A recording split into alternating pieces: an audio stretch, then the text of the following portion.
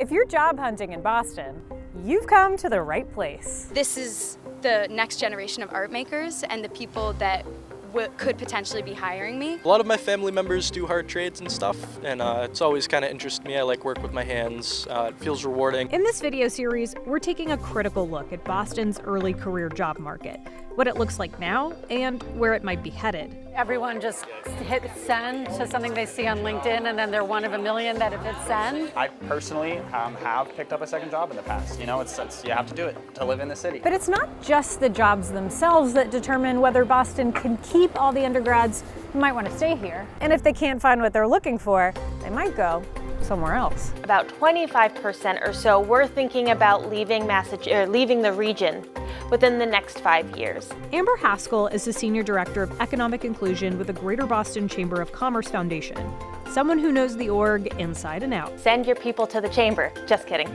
but not really. Please send your people to the chamber. She's that enthusiastic because she thinks the chamber could reverse some red flags. We can only stay competitive if we have that workforce to carry all of these companies into the future. The chamber surveyed 800 20 to 30-year-olds to see how it's going, both in and outside of the office. And respondents overwhelmingly said that when thinking about a future in Boston, they heavily weighed job availability, cost of rent, and their ability to buy a home. The good news? 89% of those respondents were pretty satisfied with their lives here, but a quarter are thinking about leaving the region in the next 5 years.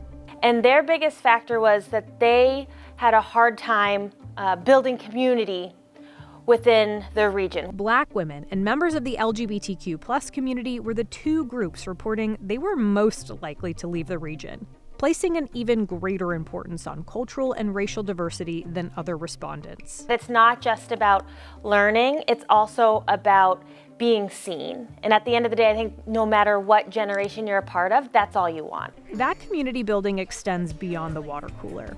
The survey found entertainment options and work-life balance can be pathways to better community building. Young people of color report taking the T and the bus at higher rates too, highlighting how issues with those systems could disproportionately affect their community building. And for young professionals, their job isn't just a 9 to 5. Yes, it is important that young people feel connected to where they work, and that the places that they work have the same interests that they have or the same values that they have. So how do employers and communities at large make that a priority and do it sooner rather than later? We'll ask them in part 4 of Good Job Hunting, a guide to the Boston market.